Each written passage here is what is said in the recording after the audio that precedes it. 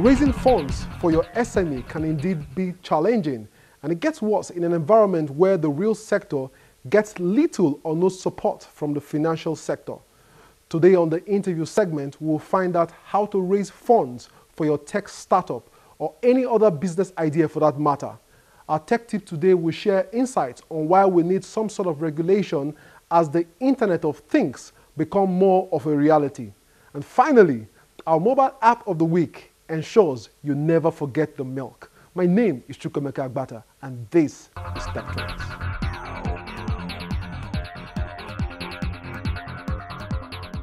Over 500 startup companies congregated in Hong Kong to attend RISE, the first conference in Asia organized by Web Summit, one of the largest tech summits in Europe. Organizers estimate that the event attracts 5,000 people from 72 countries, including 300 investors. One of the companies attending the summit is the world's biggest drone maker, China-based DJI. DJ-1 showed off two of its drone's latest capabilities. In the first demonstration, a staff member controlled the camera movement on the high-end Inspire 1 drone using a pair of virtual reality goggles. The drone's camera moved as it turned its head. DJ-1 also demonstrated its drone Matrix 100, which is equipped with a Guardian system of ultrasonic sensors and cameras that help it avoid obstacles. The Chinese company's head of communications, Michael Perry, says its success would change people's perception of innovation in Asia. We're the first Chinese company to create a completely new market that never existed before. We're one of the few Chinese companies to go abroad first by focusing on the US and Europe markets before starting to focus on Asia. And I think that sort of development story, that success story, starts changing the way that people think about innovation in Asia. That there is huge innovative potential.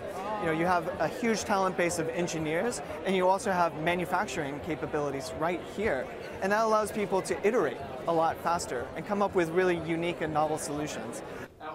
RISE organizer and founder of Web Summit, Paddy Cosgrave, echoed the sentiment. Cosgrave says that he decided to launch the event at Asia because the number of Asian startups who attend the Web Summit in Dublin had grown exponentially over the years. 5 years ago, there was only talk of one place in the world, and that was Silicon Valley, and that was producing Facebook and Twitter. But 5 years later, look at what's changed. You've got companies like Xiaomi, DJI. You know, they didn't exist 4 years ago, and now they're taking on the world. You know, there were 9 unicorns in Asia created in the last quarter alone. The world has shifted. It's no longer about Silicon Valley, and Asia's playing a massive part in the future. Singapore is its top-ranked Asia city at number 10, but major Asian cities, including those in China, Japan, Taiwan, and South Korea, were omitted from the research because of language barriers. RISE says its attendants' top 5 countries of origin are China, Singapore, India, United States, and the Philippines. The United States military has held its largest counter-drone technology demonstration at California's naval base Ventura County Sea Range.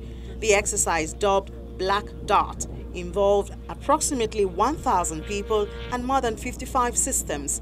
The military activity includes simulated demonstrations of unmanned aircraft systems, UAS, to assess the capabilities of the Department of Defense, DoD, and the inter-agency capabilities within various military branches.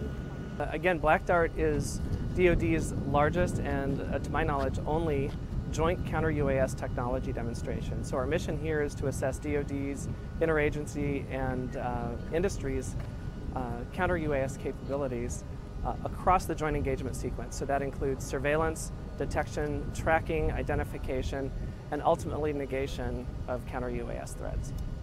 According to military personnel, some senior military leaders have expressed concern about the increased use of drones or unmanned aircraft for personal commercial or military. Yeah, I don't think we need to look any further than news reports in just the last several weeks and months to understand why it's so critical. It's certainly critical to our fielded forces who are deployed overseas in terms of the very small UAS that might be a direct threat to fielded forces, as well as UAS that are used in a intelligence, surveillance, reconnaissance type of role. Here at home, we have the very same concern, so it's not a military or civilian threat that's different. It's a shared concern because they can be harmful to all of us, regardless of where we are. Military personnel tracked the drones that flew over Amogu throughout the day. A new hotel in southern Japan is about to open and its robot staff are ready.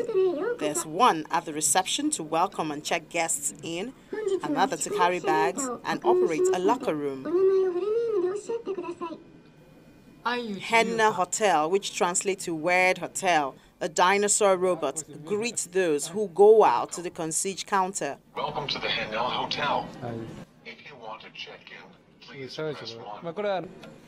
There are other technological innovations in the hotel. Facial recognition will allow guests to enter their room without the hassle of carrying around a hotel key.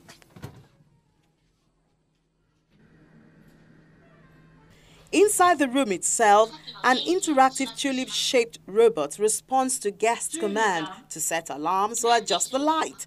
The radiation panels installed in each room will automatically raise or lower the room temperature to a comfortable level for guests by detecting their body heat. The hotel says all this electricity will be partly powered down by solar energy, which will cut down on costs. Sawada says the concept is aimed at travelers on a budget.